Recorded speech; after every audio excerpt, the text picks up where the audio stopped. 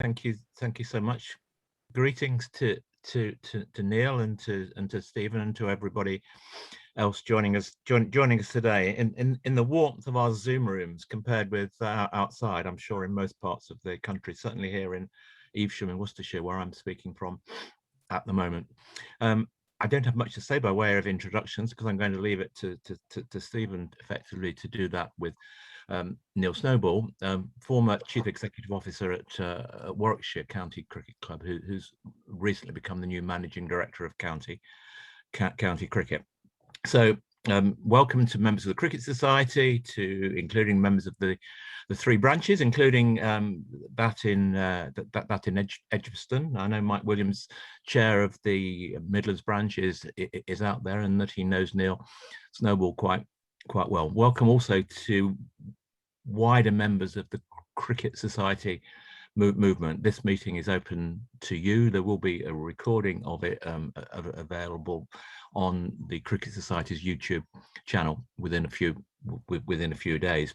If you're not a member of the Cricket Society already, please consider doing so, going over to cricketsociety.com. We plan to continue this series of Zoom events throughout the year, and indeed indefinitely. Fewer in the summer, but we'll be picking up more in the autumn. We see them as a means of reaching more people and in fact getting into the homes of people who for one reason or another find it difficult to attend Cricket Society meetings, whether they be of the National Cricket Society or three branches or right across the country.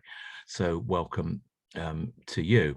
And I think without further ado, I'll pass to Stephen Chalke, who is going to be in conversation with Neil with questions at the end. Please use the chat facility.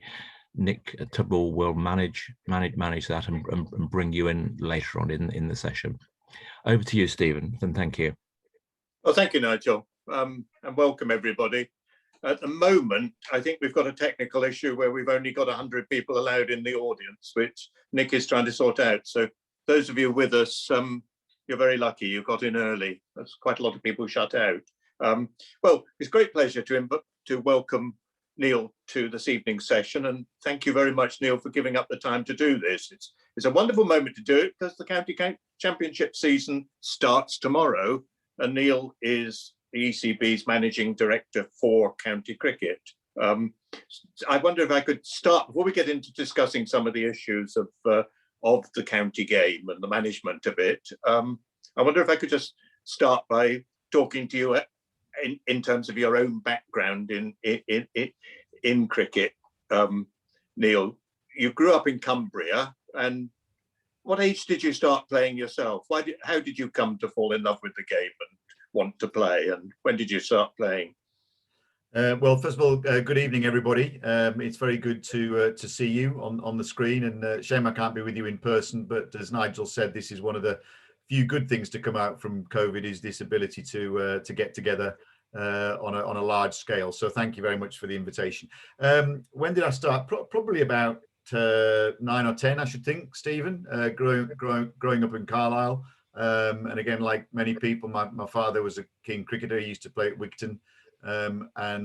So you know, bats and balls of various types were always around the place, and so played at school, played for a local club, played a little bit at Carlisle, and you know, that's where I fell in love with the game, and have managed to stay connected all the way through. So but that was the start. And does that make you a Lancashire supporter?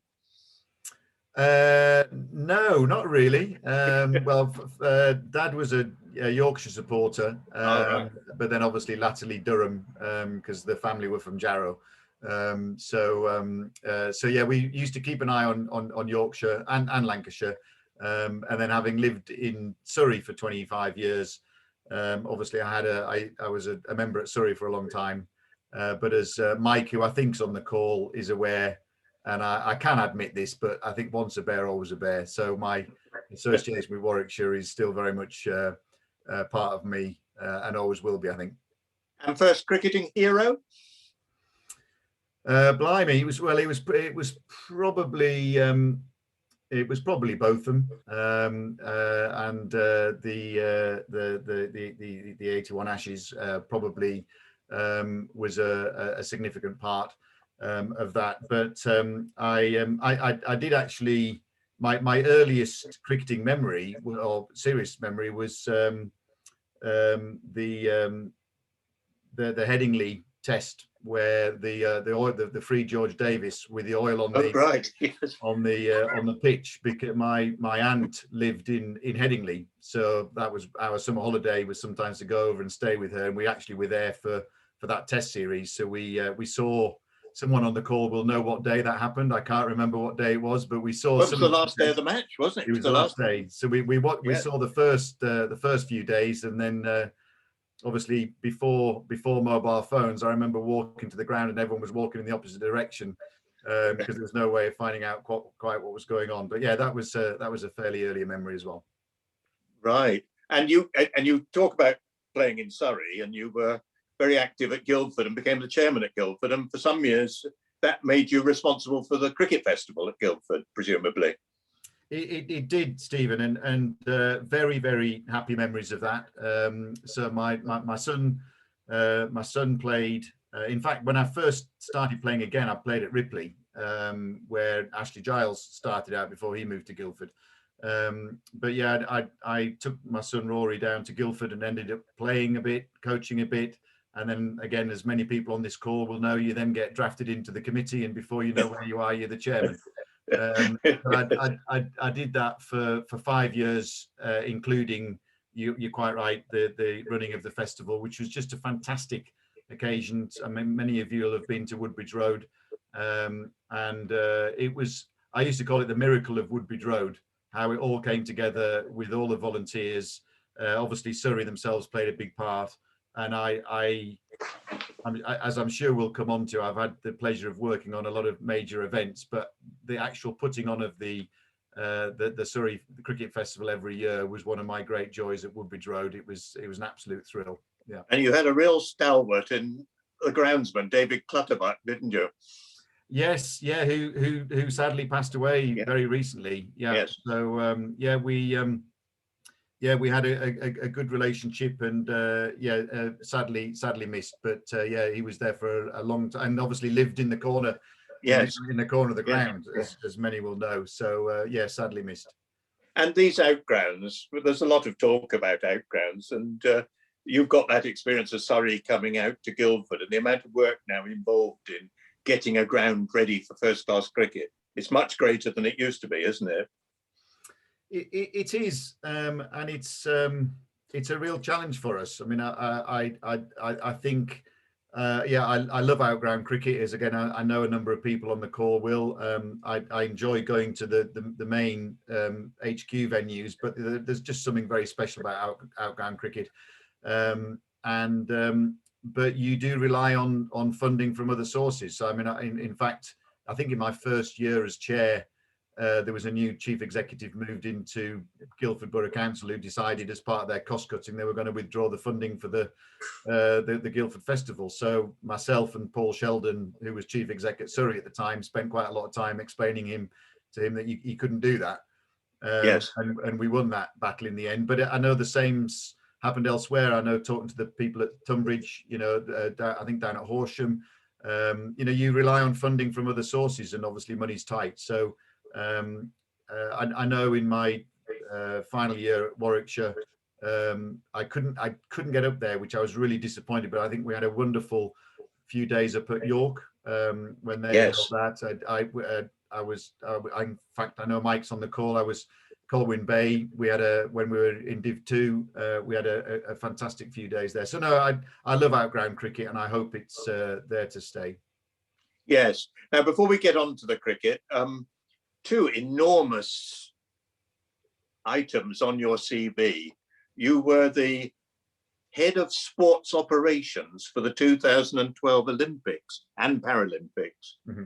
That sounds an enormous job on a world stage where anything going wrong, everybody in the world's going to know. Did anything go wrong?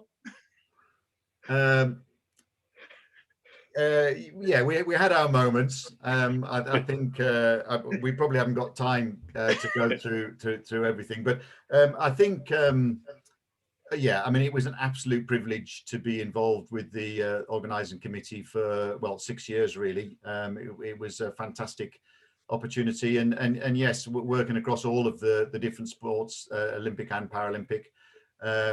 It was a great pleasure, a fantastic time for the whole country, and all came good in the end. I think, well, just a couple of things to share. I'm afraid that my team were responsible for the gaffe with the getting the wrong flag when we mixed up the North Korea and South Korean flags up in Camden. That was not a good move, and probably couldn't have chosen a worse. But yeah, my team were responsible for that. And then yeah, we had some amazing moments, and yeah, I look back on that very fondly. And that must give you enormous confidence to do something like that, for it to be a great success, and feel you can cope with organising something on that scale. Yeah, I think so, and I think what I learned there more than anything is the reliance on other people, because it's so huge, it's on such a huge scale. You have to surround yourself with brilliant people and trust them to get on with it. And again, I remember, well, the first morning of the first day of competition, which was the men's road cycle event, and it was there's just in most Olympic sports, there's a very distinct field of play that you have some element of control over, but you know, cycling around London and Surrey Hills, you don't have that control. And some will remember that not long before, there'd been all sorts of incidents in the Tour de France with people throwing tacks on the road and various other things. It was also the time when the young fella decided to jump in the lake, in the river, sorry, before the boat race. So all that had happened in the run up to it. And I remember just on the morning of the start of the race, feeling completely helpless, that you had to let go and trust on everybody that was out there actually running the event. And they all did an amazing job. But because I was based at the main operations centre at Canary Wharf. So yeah, a fantastic, unbelievable team effort. And one of my great joys is now seeing all of the team that worked for me then, now the events that they've gone on to around the world, whether it's in Olympics or Paralympics or other sports. That's one of the great legacies of London 2012, are the people that have now, you know, going around the world, delivering events in other countries. And you went on from that to be Chief Operating Officer for the England Rugby World Cup in 2015. Another triumph of British sport on home soil. Well, a triumph for the organising, not a triumph for the England team. There were no home teams in the semi-final, were there? But yeah, again, I was very fortunate. It was good timing. I finished in at the end of 2012. When we wrapped up the business, and then yeah, the Rugby World Cup came along, so it was a perfect opportunity, and again another amazing event, and very different in that it was a great opportunity to really get under the skin of one sport. I mean, there's a great joy of the Olympics. You're involved in so many different sports, but you never really get to grips with any of them. But focusing on one sport on a major global event like the Rugby World Cup, and working so closely with World Rugby, again, was a real privilege. And again, despite England crashing out early, it was still a great World Cup with great viewing figures, great spectating, and some fantastic rugby, and of course the historic Japan South Africa game down at Brighton, which was a dream come true on the opening weekend, to have such a big shock and get us onto the front pages as well as the back pages. Yes, that's very interesting. So that from there to Edgbaston, 4 years as chief executive of one of the premier grounds in the country, and I crossed paths with you when Pat Murphy did his book celebrating Warwickshire in 1994, and the 25th anniversary of that. And I was very taken with your belief that it was important to celebrate the heritage of Warwickshire County Cricket Club as an inspiration for the present, and that you were involved in several initiatives celebrating the past of Warwickshire in order to inspire the present and the future. And I think the current players, when they joined the club, they watched a film about Warwickshire County Cricket Club's history, didn't they? And I wonder if you'd say a few words about your sense of the importance of understanding the history while taking the game forward into the future. Well, yeah, I mean, I think it's exactly that, Stephen. I mean, again, it was an absolute privilege and an honour to be given the chance to be chief exec at Warwickshire. Again, we've got 18 wonderful counties, all with their own heritage and their own tradition, and I think it's important that we celebrate that.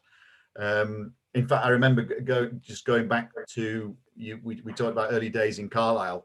And I remember living up and growing up in Carlisle, we had a tea towel that had all of the emblems of all of the counties on them. And I remember, testing my brother and I on the different ones. And I always do remember this slightly weird one with this bear and ragged staff.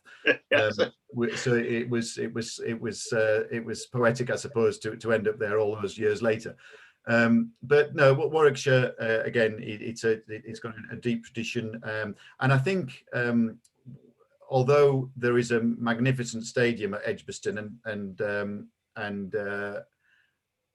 I loved having the opportunity to run and operate my own venue.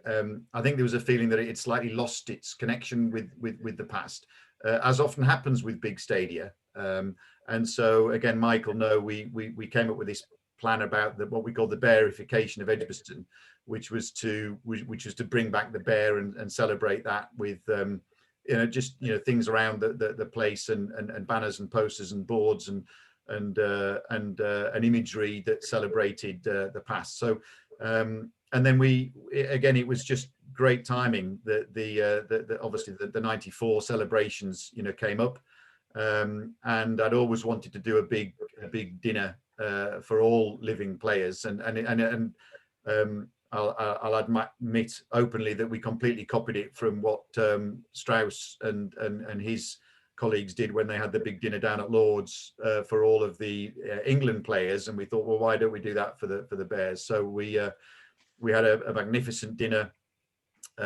We invited all living Warwickshire players to that, and it was a very, very moving and very, very special occasion. And we presented them all with a cap, and they very kindly presented me with a cap, which is that one up there. Yes. And so it was important, and having Ashley involved for a time, and Pop Welsh and others, it was a chance to help connect the younger players with the past. So I mean, my view is it's important to celebrate the past, obviously plan for the future, but it's all about living in the present. And certainly our members reminded us of that if we weren't performing so well on the pitch. And for those that haven't got it, well done. make sure you get that for your collection. It's a fine, Yes. it's a fine book. It is, yes, it is. And one tiny thing before we go off Edgbaston, you negotiated, the Commonwealth Games are in Birmingham next year, and cricket, women's cricket, is part of the series of events taking place, and you're holding a women's T20 tournament as part of the Commonwealth Games at Edgbaston next year. That's right, which again is a real historic occasion. So again, when the bid was being put together by Birmingham, I was invited to be part of the bid committee to work to try to win the bid. And again, some on the call will remember that it was due to be hosted in Durban in 2022. So the original bid committee came together to put a feasibility together for 2026, and that was the plan. And then Durban fell away, and so the question was, well, could you do it in 2022? Again, some people will be aware that there's a number of in major multi-sport events. There's a number of core sports, and then there's a number of optional sports, and cricket was an optional sport. Because of the heritage, there was a real appetite to get cricket. and again, it's quite historic because normally these days you have to have gender equality, so you have to have male and female participants. It was quite clear early on it was going to be just too complicated because of the summer schedule to get men's teams involved. So so the Commonwealth Games Federation actually made special dispensation to just have the female only cricket.